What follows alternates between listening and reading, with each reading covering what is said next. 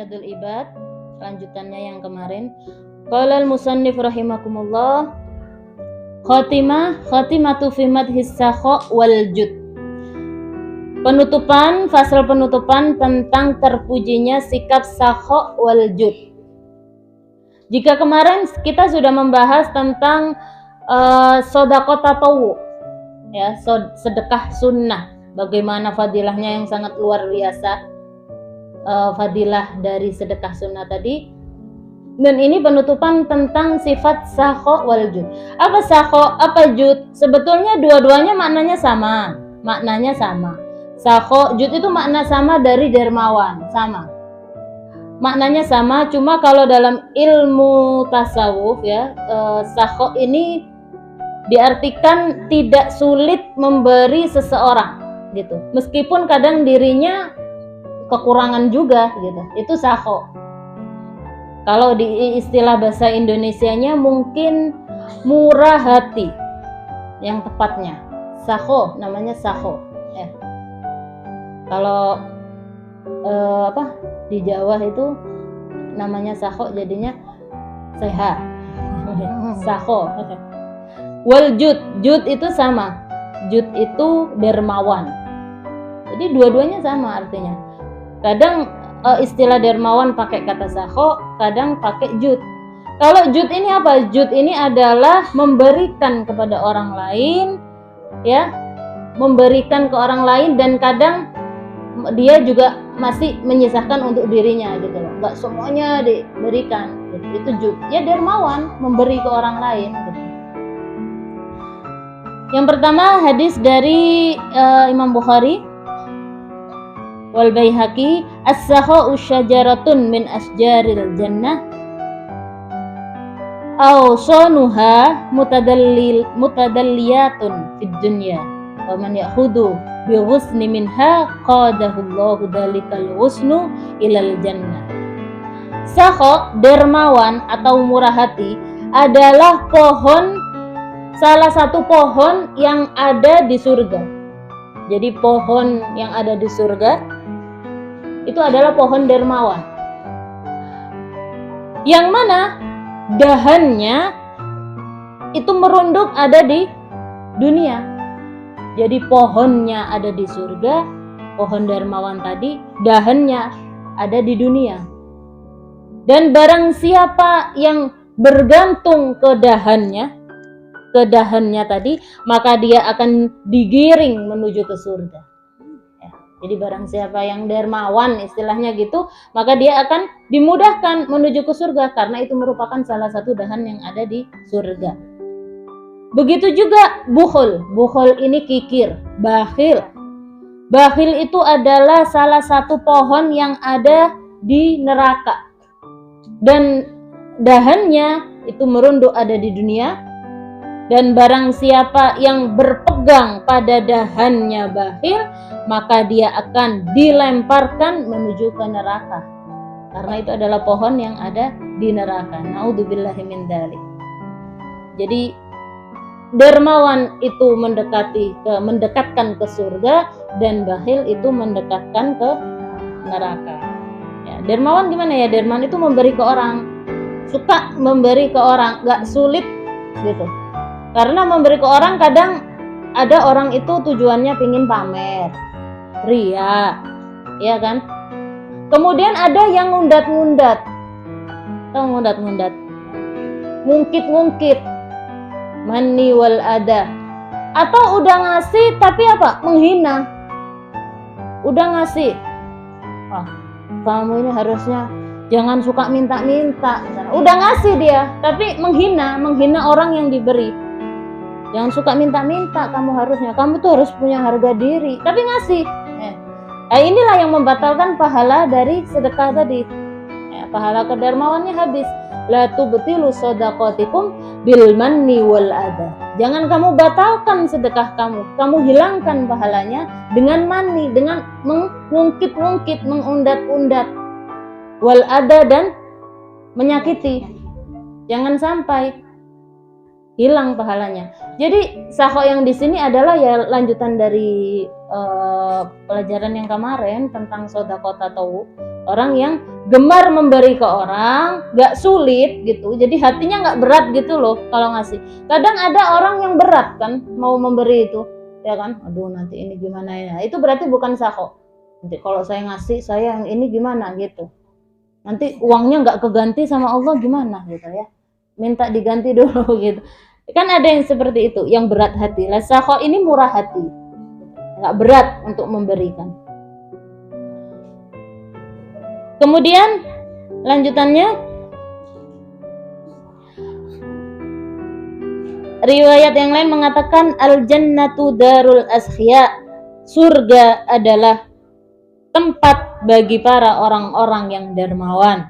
Orang yang dermawan pastinya yang tadi ya, yang tidak membatalkan sedekahnya dengan mengungkit, menyakiti ataupun dengan riya, ujub ya. Orang yang dermawan maka tempatnya adalah di surga. Inna fil jannati baitan, sesungguhnya di surga itu ada rumah. Yuqalu lahu baitul askhya, dinamakan rumah tersebut adalah rumah askhya, rumahnya orang-orang yang sakho, orang-orang yang dermawan. As-sakhiyu gharibun minallah, gharibun minan nas, gharibun minal jannah, wa ba'idun minan nar. Sakho, dermawan itu pasti dekat dengan Allah. Pasti orang yang dermawan itu dekat dengan Allah dan pastinya dekat dengan manusia. Orang kalau sering memberi tanpa mengungkit-ungkit, tanpa menyakiti, itu pasti akan disukai oleh manusia. Nggak mungkin dibenci, pasti disenangi. Oh itu loh, orang itu loh dermawan, ya kan? Pasti disenangi, temannya pasti banyak, soalnya suka memberi. Tetangganya senang ke dia karena sering memberi. Keluarganya senang. Begitu juga teman-temannya pasti disenengin oleh manusia kalau orang itu dermawan. Gharibun minal jannah, pastinya kalau sudah dekat dengan Allah ya pasti dekat dengan surga. Ba'idun minan nar, karena dekat dengan surga pastinya jauh dari neraka. Kebalikannya bakhil, ba'idun minallah, pastinya bakhil itu jauh dari Allah, karena sifat bakhil ini adalah sifat yang jelek, sifat yang tercela. Allah tidak suka orang yang bakhil, makanya jauh dari Allah. Percuma sholatnya banyak, puasanya, tapi bakhil, jauh dari Allah ya, karena Allah senang orang yang dermawan. Orang yang bakhil akan jauh dari Allah dan juga jauh dari manusia, sudah pasti. Orang kalau bakhil, mau cantik kayak gimana, mau kaya kayak gimana, tapi bakhil, gak mungkin ada yang senang. Sudah pasti, meskipun jabatannya tinggi tapi bakhil, itu loh, bapak itu loh misalnya, dia mah pelit, pasti diomongin sana sini, nggak bakal ada yang dekat, yang mau dekat, malas, bakhil dia, gitu, pasti malas, karena jauh dari Allah. Ba'idun minal jannah, berarti jauh dari surga, karena dia jauh dari Allah. Sudah dari manusia jauh, dari Allah jauh, dari surga jauh. Gharibun minan nar, dekatnya ke neraka. Na'udzubillah. Berarti sifat bakhil ini adalah sifat yang sangat tidak disukai oleh Allah dan sifat yang sangat tercela. Wal jahilu sakhiyu ahabbu ilallah min 'abidin bakhil. Orang yang bodoh, orang yang enggak tahu ilmu agama, bodoh dia, jahil, gak ada yang ngajarin juga, jahil pokoknya, tapi dia dermawan, itu masih lebih dicintai oleh Allah daripada seorang yang ahli ibadah tapi bakhil. Ibadahnya banyak ya, yang tadi suka puasa Senin Kemis ya, tapi gak mau sedekah, pelit sama hartanya, itu tidak disukai oleh Allah. Allah lebih suka orang yang jahil tapi dia dermawan. Dikatakan Salman Al-Farisi mengatakan, jika seorang yang dermawan meninggal, maka bumi ini akan ngomong dan juga malaikat hafadoh akan ngomong kepada Allah, memohon kepada Allah, wahai Tuhan, wahai Allah, tajawada an abdika bisakhoihi fid dunya. Orang ini selama di dunia ini telah banyak dermawan dia, telah banyak membantu orang-orang yang lain. Jadi malaikat bumi itu menyaksikan gitu, ngomong ke Allah seperti itu, kami saksinya, ibaratnya seperti itu. Tapi kalau yang meninggal orang yang bakhil, maka mereka, bumi dan juga para malaikat akan mengatakan, ya Allah, tutupilah dari orang ini pintu surga. Sebagaimana ketika di dunia dia menutupi orang-orang yang lain, menghalangi orang-orang yang lain dari rezeki yang dia miliki, sehingga tidak diberikan kepada orang yang lain. Sehingga tutupilah ya Allah, kami saksinya dia adalah orang yang bakhil. Tutupi pintu surga dari dia sebagaimana dia sewaktu di dunia menutupi rezekinya dari orang lain. Ya, naudzubillah.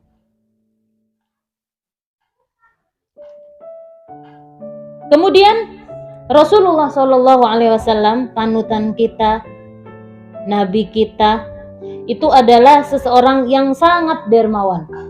Karena Rasulullah Shallallahu Alaihi Wasallam ajwada min rihir mursalah. Nabi itu dermawannya lebih dermawan Nabi Muhammad daripada angin yang berhembus. Tahu angin berhembus? Angin berhembus tuh ya, lagi angin. Apalagi sekarang lagi angin ini. Lagi dingin sekarang, masya Allah. Lagi anginnya lagi kenceng ya. Di sini juga. Iya kan, Batu Jajar sama sini bedanya sedikit ya. Anginnya kan lagi kenceng sekarang. Itu angin nggak pernah pilih-pilih loh. Kita kalau lagi kepanasan, kemudian ada angin, seger gitu ya, enak gitu, sejuk gitu. Nah angin ini nggak pernah pilih-pilih. Oh ini tukang maksiat, nggak saya kasih angin. Kan nggak pernah gitu. Oh ini tukang ngomongin tetangganya, saya nggak mau nyemilir ke situ, nggak mau angin ke situ, saya nggak mau ke situ. Kan nggak pernah seperti itu. Jadi angin itu dermawan. Angin itu dermawan, tapi Nabi Muhammad lebih dermawan daripada angin yang berhembus. Jadi Nabi itu dermawan.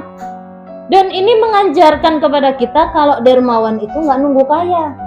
Nabi itu bukan orang kaya, bahkan Nabi pernah 3 hari nggak makan sampai perutnya diganjal dengan batu karena nggak ada yang dimakan. Tapi Nabi dermawan, Nabi tidak pernah menyisakan harta di dalam rumahnya. Dan tidak pernah mengecewakan orang yang meminta. Meskipun punya satu-satunya, diminta orang pasti dikasih. Ya, pasti dikasih. Rasul, bajunya kok bagus misalnya. Jangan baju surbannya kok bagus Rasul. Kamu mau? Ya, dikasih. Tapi jangan coba-coba ke saya. Nanti bilang, Ustazah kerudungnya bagus. Saya pikir-pikir dulu mau ngasih. Jadi Rasul itu mengajarkan ke kita, memang Rasul adalah uswatun hasanah. Contoh yang baik, suri tauladan yang baik. Mengajarkan kalau dermawan nggak nunggu kaya dulu, nggak harus kaya dulu baru dermawan. Bahkan dikisahkan ya, Nabi itu ketika sakit menjelang wafatnya, Nabi itu punya uang 7 dinar. Cuma 7 dinar uangnya, 10 loh nggak nyampai, cuma 7 dinar. Tapi bingungnya luar biasa, ini sudah mau sakaratul maut loh, sudah menjelang wafatnya Nabi itu. Bingung luar biasa, takut meninggal masih ada harta di situ. Akhirnya memerintahkan kepada istrinya Sayyidatuna Aisyah untuk menyerahkannya kepada Sayyidina Ali. Wahai Aisyah, kasih uangku yang 7 dinar ini kepada Ali agar disedekahkan. Nah, Sayyidah Aisyah ini bingung, lupa gitu ya, bukan bingung, lupa karena Nabi itu pingsan gitu, pingsan terus sadar lagi gitu ya, ya udah mau menjelang ajal gitu. Jadi bingung, lupa nggak dikasih-kasihkan. Begitu Nabi pingsan, sadar, yang diingat udah disedekahkan belum yang 7 dinar. Itu terus Nabi itu. Akhirnya, oh iya ya Rasul, kata Sayyidatuna Aisyah, langsung memerintahkan kepada Sayyidina Ali agar disedekahkan uang yang 7 dinar. Cuma 7 dinar padahal. Akhirnya malam harinya, itu adalah malam kematian Nabi Muhammad, pas malamnya gitu ya. Dan di rumah itu, zaman dulu nggak ada lampu. Di rumahnya Nabi waktu itu nggak ada minyak untuk penerangan ya. Minyak ya mungkin ya. Di sini namanya apa? Minyak ya, yang zaman dulu itu Petromak ya Petromak. Minyaknya loh nggak ada, buat beli uangnya nggak ada, udah disedekahkan semuanya. Buat beli minyak aja loh nggak ada, buat penerangan pada malam kematian Nabi Muhammad itu sudah nggak ada, buat beli minyak saja nggak ada, sehingga Sayyidatuna Aisyah itu meminta ke salah satu istrinya Nabi Muhammad yang lain untuk minta minyak. Itu saking apanya, Nabi itu nggak mau ada uang yang tersisa ketika mau menghadap ke Allah, masih ada uang tersisa, nggak banyak padahal cuma 7 dinar. Begitu juga sahabat-sahabat Nabi. Sahabat Nabi ini semuanya orang dermawan meskipun bukan orang yang kaya. Sahabat Nabi. Makanya sahabat itu dikatakan manusia termulia setelah para nabi adalah sahabatnya Nabi. Ya. Makanya dikatakan sedekahnya seseorang satu gunung Uhud itu tidak akan bisa menyamai sedekah satu mud. Satu mud itu sekitar 7 on dari sedekahnya para sahabat. Ada orang sedekah emas segunung Uhud, segede itu gunung Uhud, semua disedekahkan, itu tidak akan bisa menyamai sedekahnya satu mudnya sahabat. Tidak akan bisa. Karena memang mereka mulia, karena mereka hidup di zaman Nabi dan mereka berdampingan dengan Nabi. Dan mereka benar-benar mengamalkan apa yang diajarkan oleh Nabi. Mereka ini luar biasa, terutama Sayyidina Umar ya. Di sini Sayyidina Umar mengatakan, waktu itu Nabi memerintahkan kita untuk banyak bersedekah. Jadi Nabi menceritakan ya bagaimana fadilahnya orang yang bersedekah. Kemudian Sayyidina Umar pada waktu itu pagi harinya, saya itu pingin, kata Sayyidina Umar, mendahului Sayyidina Abu Bakar dalam kebaikan. Jadi ceritanya Sayyidina Umar ini nggak pernah bisa mengungguli Sayyidina Abu Bakar dalam kebaikan. Jadi misalnya Sayyidina Abu Bakar mesti lebih duluan. Ya, dua orang ini lomba-lomba tapi selalu kalah Sayyidina Umar ini. Bukan lomba lari, tapi lomba dalam berkebaikan. Memang yang dipilih yang setelah Nabi Muhammad adalah Sayyidina Abu Bakar memang ya. Memang makanya diberi gelar As-Siddiq juga. Saya pingin mendahului Sayyidina Abu Bakar dalam kebaikan. Akhirnya berinfak waktu itu. Berinfak Sayyidina Umar dengan separuh hartanya. Misalnya hartanya 100 juta, 50 jutanya diinfakkan. Lalu ditanya sama Nabi, "Ma'abqaita li ahlik?" Kamu udah nyisa belum buat keluarga kamu? Kata Nabi.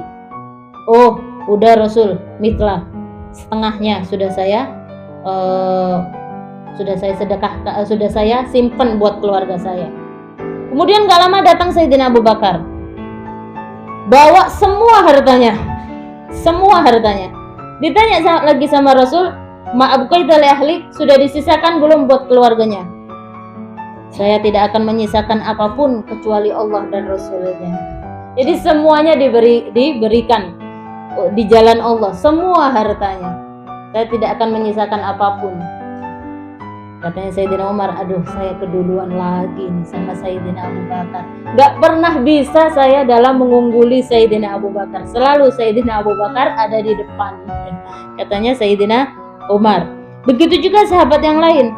Pernah Sayyidina Umar ini, diriwayatkan Sayyidina Umar ini mengutus pembantunya, gulamnya, budaknya, untuk membagikan 400 dinar. 400 dinar diberikan kepada Abu Ubaidah bin Jarrah. Abu Ubaidah bin Jarrah. Nih, kasih nih ke Abu Ubaidah bin Jarrah. Tapi kamu tunggu dulu. Jangan langsung pulang. Kamu intip-intip dulu. Pingin tahu uangnya dibuat apa. Pesan Sayyidina Umar ke pembantunya. Jangan langsung pulang. Ini udah berangkat. Gulamnya berangkat, budaknya berangkat, diberikan. Kemudian dia nggak langsung pulang. Diintip dulu. Ternyata uangnya langsung habis. Uang yang dikasih tadi langsung habis. Pulang balik ke Sayyidina Umar. Terus ditanya, gimana? Udah langsung habis uangnya, langsung dibagi-bagikan. Jadi nggak nyisa buat dirinya. Langsung habis seketika itu juga. Terus nyoba lagi Sayyidina Umar. Coba nyuruh pembantunya, kasih ini jumlahnya sama, kasih ke Mu'ad bin Jabal. sahabat Nabi juga. Tapi sama, kamu jangan langsung pulang. Coba awasin dulu, kira-kira uangnya dipakai apa. Akhirnya diawasin, sudah dikasih, diawasin. Ternyata uangnya itu langsung dibagi-bagikan ke orang yang fakir miskin, ke pengemis. Dibagi-bagikan ya, ke orang-orang yang lagi para musafir-musafir yang zaman dahulu, dibagi-bagikan ke fakir miskin. Sampai ketika bagi-bagi, istrinya colok-colok dari belakang. Katanya istrinya, saya ini juga orang miskin, katanya. Kenapa kamu nggak ngasih ke saya? Sedinar pun kamu nggak ngasih ke saya. Saya ini juga orang miskin, katanya. Kata istrinya, Mu'adz bin Jabal, nahnu wallahi masakin. Beri, saya kasih juga, katanya istrinya. Ini di tangannya udah nggak ada ini. Waduh, istrinya minta ini, di tangannya udah nggak ada. Akhirnya dirogoh di sakunya, ternyata nemu 2 dinar. 2 dinar diberikan ke istrinya. Akhirnya diceritakan, budaknya Sayyidina Umar menceritakan kisahnya Mu'adz bin Jabal. Iya, ini tadi langsung dibagi-bagiin. Terus istrinya minta, bilang istrinya juga orang miskin. Ternyata dicari uangnya udah habis, nemu di kantongnya cuma 2 dinar. Katanya Sayyidina Umar, ya memang kita para sahabat Nabi ini seperti saudara mereka. Sama semuanya, begitu dikasih uang langsung disedekahkan. Udah nggak kepikiran nanti saya mau ke mall. Kalau kita kan gitu, punya uang, suaminya gajian, langsung meskipun nggak ke mall, check out ke Shopee. Itu lebih-lebih dari mall, lebih-lebih dari jalan-jalan itu ya. Nanti paket datang, nggak lama paket lagi datang. Kalau sahabat Nabi, inilah kenapa sahabat ini mengungguli, sedekahnya yang sedikit mengungguli segunung Uhud sedekah orang yang biasa. Karena ini mereka luar biasa, mereka ini sakoknya luar biasa, karena benar-benar meniru Nabi Muhammad SAW. Kemudian ada cerita lagi dari Tolhah bin Ubaidillah. Tolhah bin Ubaidillah ini lagi gelisah, mondar mandir aja ya, mondar mandir, sampai istrinya bingung. Ini kenapa suami saya ini kok mondar mandir? Apa yang bikin kamu gelisah wahai suamiku? Ditanya. Apakah aku bikin salah ke kamu? Ke engkau? Apakah aku bikin salah ke engkau? Oh enggak, katanya. Engkau itu adalah wanita muslim yang terbaik ya kamu, katanya. Enggak, kamu enggak bikin salah. Terus kenapa kok seperti orang bingung? Ternyata Tolhah bin Ubaidillah ini punya uang 400 ribu dirham.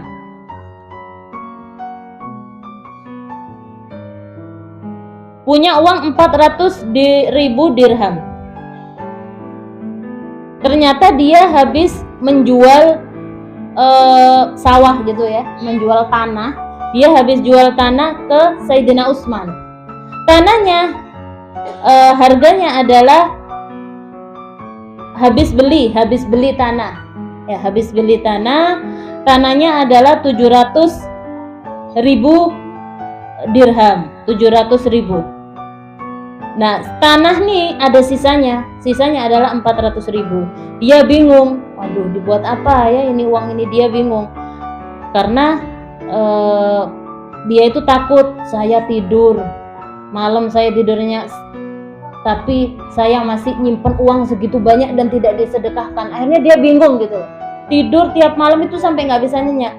Akhirnya kata istrinya, loh kenapa bingung? Udah panggil aja, keluarga kamu panggil, orang-orang miskin panggil, dari kaum ini panggil, kumpulkan, bagi-bagi uangnya. Katanya istrinya, kenapa harus bingung? Akhirnya dipanggil semuanya, termasuk keluarganya, semuanya dipanggil dan dibagi-bagikan uang itu sampai malam harinya habis. Sudah. Itu berapa ratus juta ya, lebih itu, 700 ribu dirham. Banyak itu. Itu para sahabat Nabi seperti itu, dermawannya luar biasa. Kemudian ada lagi Abdullah bin Zubair memberikan kepada Sayyidatuna Aisyah 2 karung uang. 2 2 karung isinya uang. Jumlahnya 180.000 dirham. Banyak itu. Luar biasa banyaknya. Waktu itu Sayyidatuna Aisyah lagi puasa. Tanpa pikir panjang, langsung dibagi-bagiin uangnya tadi. Kalau kita kan lagi puasa ada uang banyak. Wah, parah. Jajan dulu di depan ya. Buat apa? Takjil. Bilangnya aja takjil, tapi yang dibeli banyak. Segala macam dibeli. Ada ini, ada jual seblak dibeli, ada jual ini dibeli, ada dibeli semuanya.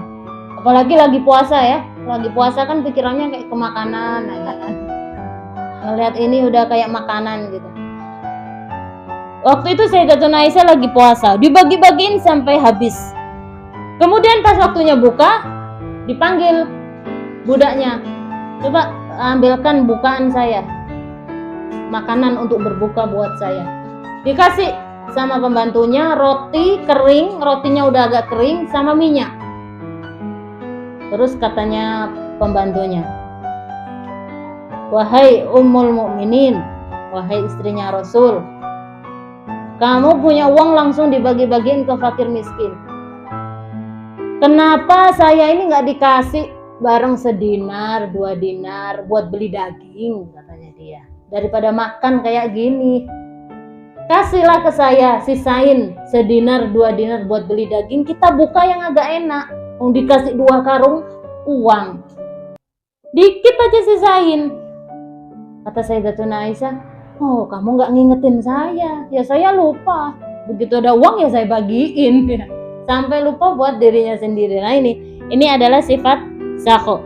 Dan para sahabat Nabi semuanya seperti itu, hampir semuanya. Ada sahabat Nabi yang bernama Abdurrahman bin Auf. Abdurrahman bin Auf. Jadi Abdurrahman bin Auf ini salah satu sahabat al-mubasysyirina bil jannah yang diberi kabar gembira oleh Allah melalui Rasulullah bahwa akan dimasukkan ke surga. Diberi kabar gembira bahwa pasti masuk surga. Abdurrahman bin Auf urutannya nomor 10, paling terakhir. Kenapa? Karena beliau ini yang paling kaya, tapi sama sekali ke hartanya ini sudah nggak peduli gitu. Gak mau nyisain sedikit pun untuk dirinya, gak mau. Dan itu pun masih antrian ke 10. Yang 10 orang yang diberi kabar gembira berupa surga. Abdurrahman bin Auf itu ke 10, padahal dermawannya luar biasa. Udah kayak dikejar harta. Abdurrahman bin Auf ini sedekah, balik lagi uangnya. Disedekahin, balik lagi uangnya. Gitu terus, padahal dia udah gak mau gitu ke hartanya ya. Karena kepingin gak nomor 10 gitu kalau bisa. Ya benar sih dikasih kabar gembira masuk surga, tapi aja nomor 10 juga ya, ibaratnya mah gitu ya. Yang lain bisa nomor 1, nomor 2 ya. Saya juga kepingin gitu agak naik, tapi nggak bisa. Begitu harta disedekahkan balik lagi ke dia. Disedekahkan balik lagi, malah tambah banyak. Yang sebanyak itu ya sedekahnya itu masih urutannya ke nomor 10.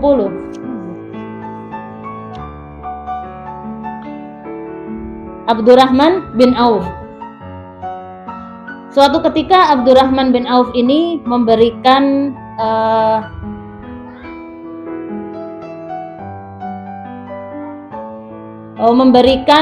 para istri-istrinya Nabi. Sama Abdurrahman bin Auf ini dikasih